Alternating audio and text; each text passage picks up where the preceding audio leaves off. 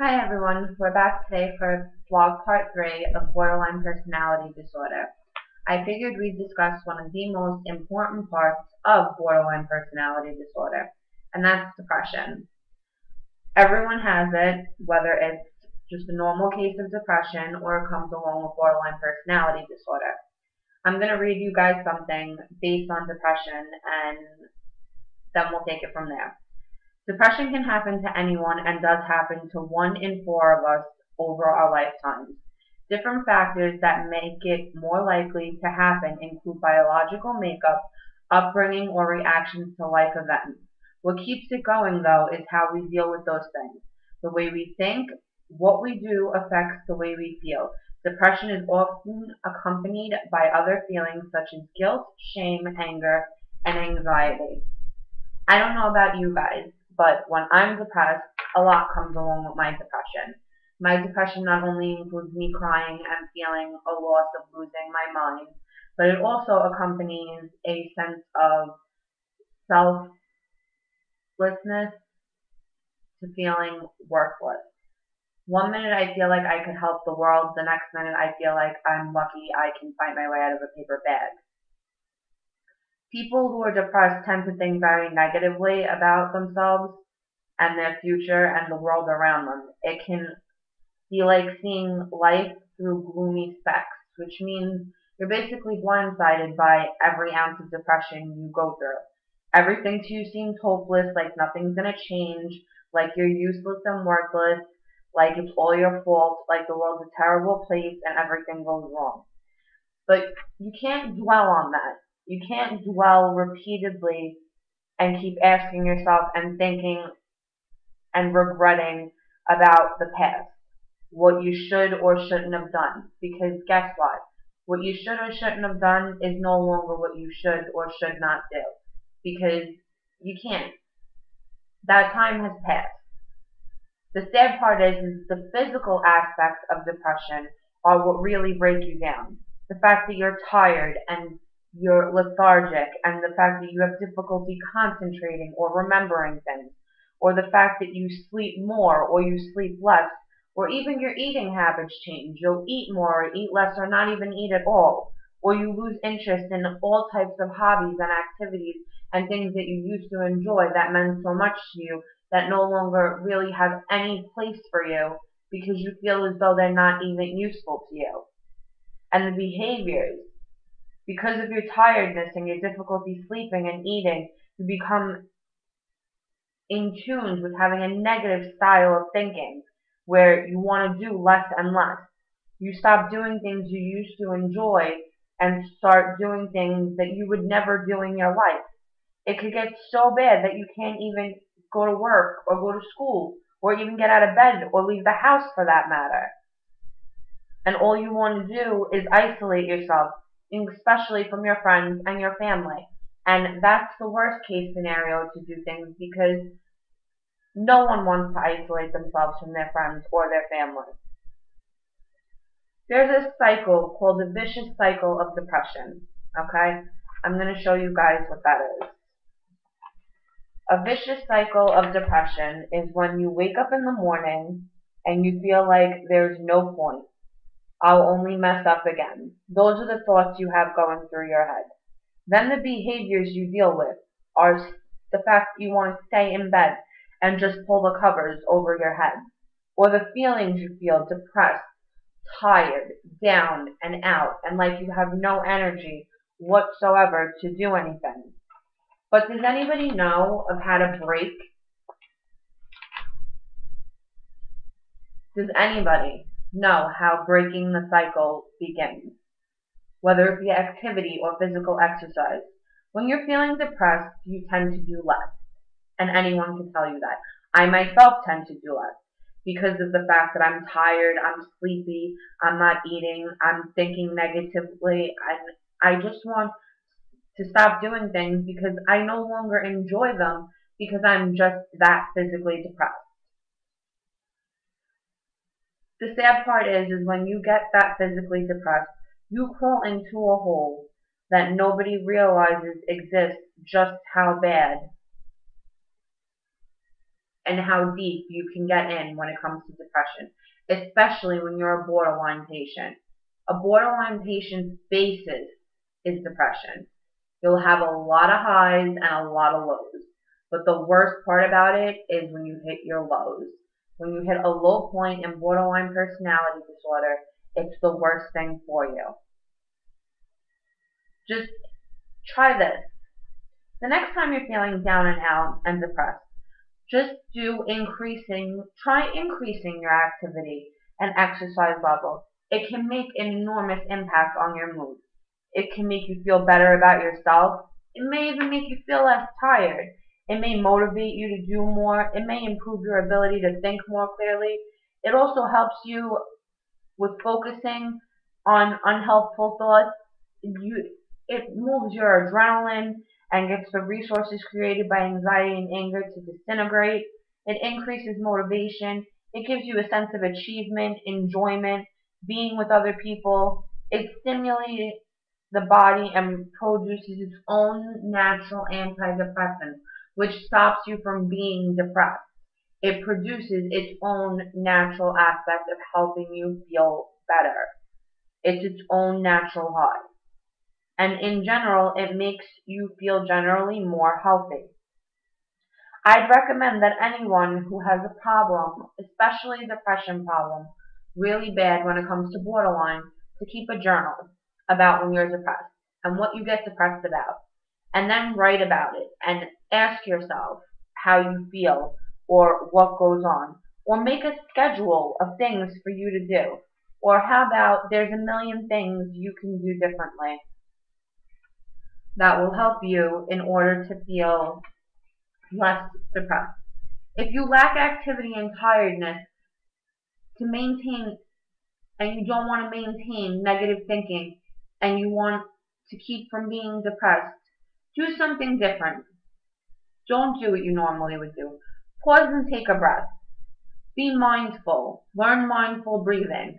Focus your attention fully on another activity. Relaxation techniques. Try lots and find one that works for you. Like breathing in and out. Like take a deep breath in and exhale it out. And count to 5 in the midst of that time. And maybe, just maybe, what is bothering you will actually start to disintegrate the minute you start breathing in and out. Put on some music, sing, dance along with it. Just listen attentively and just use the music to help you feel your desired emotion at that point. Avoid sad songs if you're depressed. It's only going to make it worse. Meditation is one of the best things to do. Quietly sit and meditate and just think and do breathing and exercise, and you will realize that your body and your mind come to a standstill and you will relax and calm down. If helping others makes you feel better, help others and it'll take away from your depression. Be with others, contact a friend, visit a family, sit around a family member, sit with friends, talk to other people, talk to someone. Look around you. What do you see? Hear, smell, sense. Hold a comforting object, whether it be a teddy bear, a stuffed animal, your animal, maybe a puppy, a kitten, and maybe that'll make you feel better.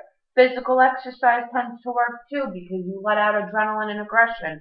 Go swimming or go to the gym, go cycling, go for a run, jog. Engage in a hobby or other interest. If you don't have one, find one that's different, that makes you feel better about yourself, and that makes you want to do things to help make you feel better. Get a journal and write down your thoughts and feelings. Get them out of your head and put them down on paper so that for the next time when you feel like this, you know how to pull yourself out of that rut that you seem to think that you can't get out of. Just take one step at a time. Don't plan too far ahead. Pamper yourself every once in a while. Go get your hair done. Go get your nails done. Go buy yourself a video game if you're a guy. Sit in front of the computer and try and meet a girl. Do something that's going to make you feel good about you so that you no longer feel depressed. There's always a way in helping yourself. Never, never, ever give up. I don't believe in it. I don't believe in giving in that easily anymore because when you give in, it only shows that you're weak, and nobody is weak-minded. A borderline person has one of the strongest minds. The problem is we don't realize it and we don't fight hard enough. You have to fight, and you have to fight with everything in you. Tell yourself this will pass and it's only temporary. I've got through this before, I can do it again. Let yourself know that it's not the end of the road and it's not the end of the tunnel, and that you can make it through. And then there's the best way of doing things. It's called thinking differently. When you're depressed, you have to change your way of thinking. What am I reacting to? What have I been thinking about here? Is it a fact or is it an opinion? How important is it really? Am I really going to drive myself crazy this bad over this? What advice would I give someone else in this situation? Put yourself in someone else's shoes and sit here and say, well, wait a minute. If I can help someone do this and tell them to pause and take a deep breath and they can feel better about the situation, then maybe, just maybe, that might work for me in that situation. Stop putting so much weight on your shoulders. Only deal with what you can deal with one at a time. Take it easy. Don't overload yourself, because it only puts more pressure on you and on your back, and that's not what you want, nor is it what you can handle or what you need. What you need is to take one step at a time. That's how you're going to recover. You're going to recover from every aspect of having this one step at a time. Depression is the leading #1 most painful part of being a borderline patient, or even being a bipolar patient, or a postpartum depression patient, or a post-traumatic stress disorder patient. Depression hurts, and it hurts all the time. And unless someone is experiencing depression, they don't realize what the other person is going through and how to help them. I experience depression on a daily basis. Sometimes I have answers for it, and sometimes I don't have answers for it. But depression can always be helped. This book that I am reading is actually starting to turn my life around, and I will keep repeatedly telling you that you people need to get this book, Overcoming Borderline Personality Disorder, A Family Guide for Healing and Change. Anyone with borderline personality disorder, I recommend this book to, because of the fact that it explains to you exactly who you are, and it tells you about yourself. It's literally like you're in the book telling the story, and you're not. Somebody else is telling the story for you. And it's true. There's something called a tiara, and it's got 9 different little balls, and it things back and forth constantly. And what it is your mood, your sleep mood, your pain mood, depression mood, anxiety mood. It's every single mood wrapped in one. And when a parent and someone who loves you finally realizes that these things are going, these balls, all day long moving back and forth, and you have no control over your emotions, people will finally realize that you're in pain and you're hurting, and they will start to back off. I know depression hurts, but I also know that any borderline patient can fight through it. I've been dealing with depression even before I found out I had borderline personality disorder, and I will continue to fight because I refuse to be defeated by the fact that I have borderline personality disorder. I was letting it go, and I was letting myself be defeated by the fact that I was a borderline patient, and I was letting things go, and I didn't want to help myself, and I just wanted to relax because I had this idea that I was never going to get better. But that's not the case, and I'm not giving up anymore. Now I'm fighting. I'm fighting for my life because I'm fighting to take it back. That's my life. I want my life back. I want things back to normal. I'm going to fight until I'm in a certain amount of remission that I can say, wow, I did it, and I did it myself, and it feels great, and I can actually say, like, just take a fresh breath and be thrilled with what I've done. Now I want all of you to think about this and think about how you feel about your BPD and what you're going to do to fight and take your life back. Until next time, I hope this was helpful.